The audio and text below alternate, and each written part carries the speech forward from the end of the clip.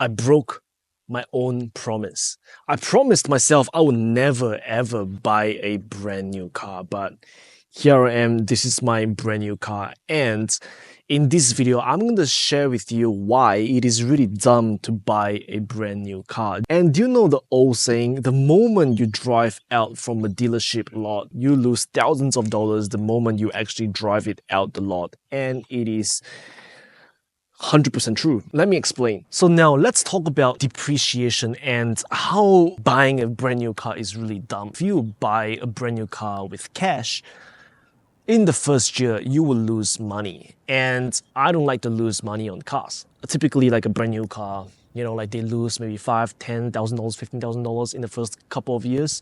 Especially European cars, they depreciate even hundreds of thousands of dollars if it's a brand new S-Class or a BMW 7 Series. Say you buy a brand new car for $40,000, you sell it 2 years later at $25,000, you lose $15,000.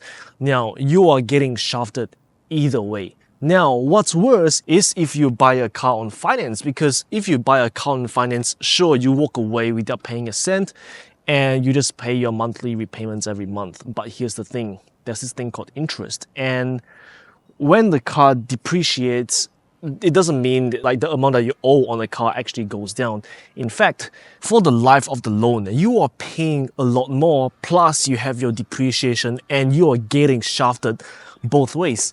Hence why this car is actually on finance. Now, this car is a 2025 Suzuki Jimny, and I've been wanting one of these for years, but I just cannot justify the price. Now, because the normal laws of depreciation doesn't seem to apply on this car. So if you look at car sales, a 6-year-old example of this car, they are still going on high 20s. I don't know why. It is overhyped. It is not. It is a pretty shit car. It's a really basic car, and I'm gonna show you exactly why when we go on the tour, but they don't seem to depreciate. Well, if a 6-year-old example can still fetch for high 20s, why not I'll just buy, instead of buying a second hand, why not I'll just buy a brand new car? So this car, 2025 Suzuki Jimny, cost me $37,000 drive away. On finance, of course. I know, not the smartest move, but if I sell it in a year, maybe it's actually not too bad. I might not be losing that much money. 7.11% on the brand new car, I think it's okay. I'm paying about under $800 a month, 4 or 5 years. So really, I'm getting shafted on both ends. I cannot afford so many cars, especially living in Sydney, but I do want to enjoy my life, and you only live once. So I figured, why not? I've always wanted this car. This car is really cute, and it's already coined its name. It is a bread, right? Because it looks like a bread, right? It's shokopang in Japanese. It's shikpang in Korean. It's a bread. Now, even though this car, it is such a nugget for 2025, but I still enjoy driving it. I'm gonna show you why. So, with that being said, let's go on a tour. Now, not only I will bring you guys on a tour on this car, I will also take it for a drive and show you guys some hardcore urban off-roading. Alright, so if you can sense the sarcasm there, because I don't really go off-road and I live in the city. So, yeah, so overall, this car, it is adorable. It looks like a mini G-Wagon. Look at that. It is extremely, you can literally shake the whole car with your hand, right? And I really like the box shape. It is really cute. I have a lot of cars that takes a lot of fuel. I think this is a really, really good daily. It doesn't take much fuel at all. It is pretty fuel efficient. And so the only drawback is it doesn't drive. Like the comfort of this car is kind of questionable. Now, because I don't have a family, and I think it's more than enough. Now, the thing about these doors, it does not have my approval. It feels really light. It feels really hollow. It doesn't have that solidness that I like, that I do with all of my other videos. Especially with the windows down. I don't know, it's loose. Look at that. when you close the door, like this thing literally shakes. I don't know, like this feels like a tin can. Yeah, and it feels really light. Like, it doesn't have that. It feels cheap. Yeah, moving on to the back, you realize there's barely any space, right? It's a 3-door little nugget, so you can't expect it to have much space. But what I like to do is I like to put the seats down, that way I have some cargo space. And what I'll do is I'll put in my beach towel, sit down, have a cup of coffee, and look onto the ocean. It is actually pretty amazing. Now I got my beach towel down, and you can say hello to my little friend. Right, it's a really cute beach towel, and in order to go fully flat, you actually have to take off the headrest. You can easily just put it down here and really sit down and really enjoy your little space. And you can just chill, sit here and drink some coffee, have some sandwich, have a lunch, at the same time enjoy the ultimate urban view. Right, I really cannot complain. This is actually one of my favorite activities to do. I took my car up to Queensland. I've already put 2,500 Ks on this car. Going onto the interior of this car, it's really basic. You have plastic all over, and you have cloth seats. The back seats, I don't think they are usable. They are actually really small. Cup holders, you have plasticky parts everywhere. You have analog dials. The good thing is you actually have Apple CarPlay onto this outdated head unit, AC, manual. That's really important, because I didn't want to get a automatic, because they are pretty bad, right? A 4-speed automatic on a car that doesn't have much power, you wouldn't go anywhere. So I opted in for a manual. You have your locking diff, which is cool. Means this car is predominantly rear-wheel drive. Now, if you want to go 4-wheel drive, you obviously change it to 4H. And if you go on some hardcore off-roading, and then you go to 4L, right, with the gears. Now, I don't know if you guys realize already, but this steering wheel, it looks really familiar. I wonder, where is it from? They literally ripped the design off from an Audi steering wheel, because I used to have an A6 and it is exactly the same. But this feels really plasticky, right? It doesn't have that premium feel in an Audi. Now, one bad point, actually two bad points. Now, one bad point that I have to say about this car is this will actually lose when I got it, right? This will actually lose. It's not tightened. It is shocking. And not only that, the plastics actually get scratched quite easily. I don't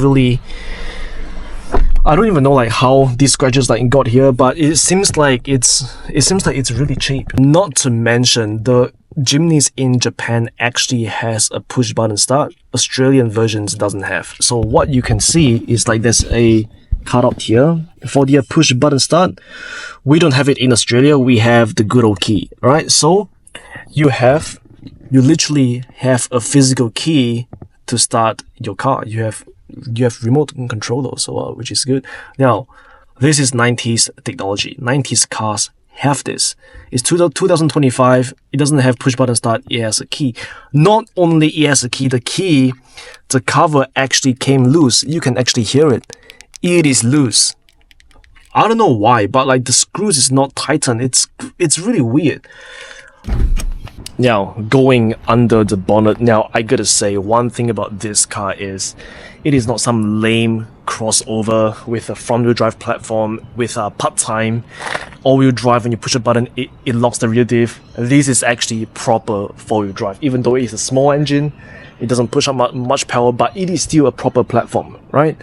Longitudinal 4-cylinder engine, 1.5 liters, and this thing is gutless. It is so powerful that 0 to 100, I could barely catch up to the traffic. It is so bad. It is extremely slow. If you drive one of these, you don't plan to go fast. It's meant for you to zip around town, really good on fuel, so I don't really expect much power there. It is really reliable. Like this thing, generally speaking, Suzuki, they have been bulletproof. they are not known to have issues. Suspension setup, I didn't really look into it. I don't even know what kind of suspension there is. People do lift kits on them. People do put aftermarket wheels on them. I'm not gonna do any of that. Maybe I will, maybe I don't. I have no idea. So now, with that being said, let's go for a drive and let's do some urban hardcore off-roading. Let's get going.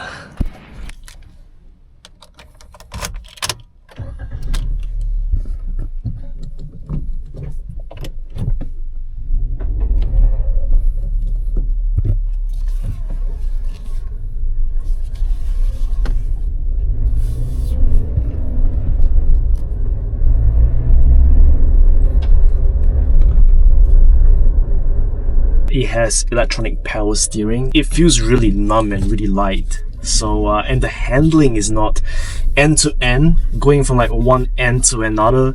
It is a lot of turns. So the handling is pretty shit.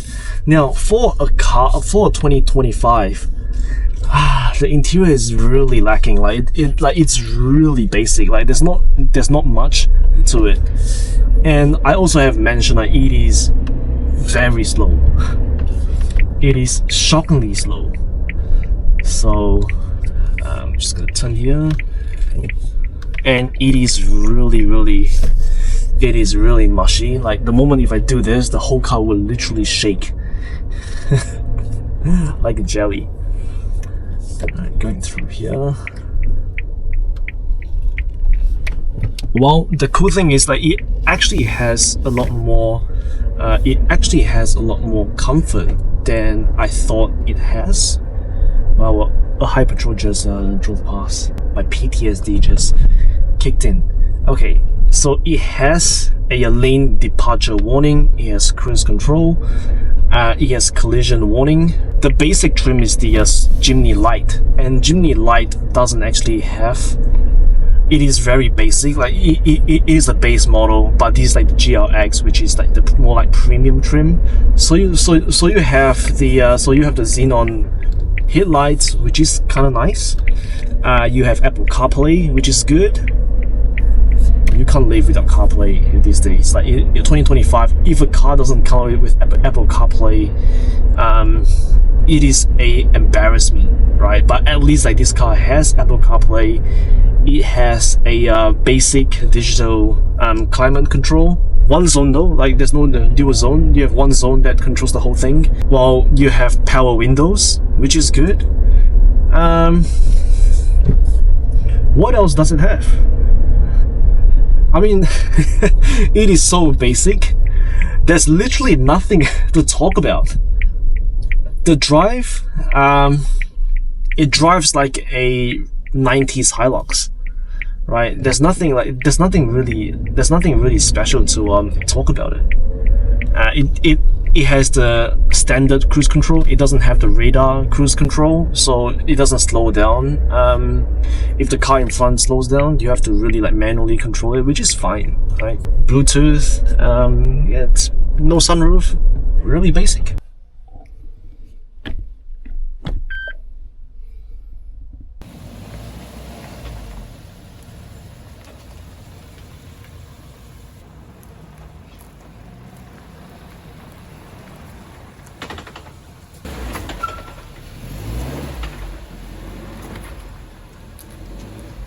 Now, with that being said, do not buy a brand new car, especially on finance, because you're gonna get double shafted like I do. Don't be dumb. I don't know what to do with this car. This is my daily. So if you guys have any suggestions, definitely let me know down in the comments. So before buying this car, I actually did not do any research. I just like how it looks. I don't really plan to go off-roading, but I might.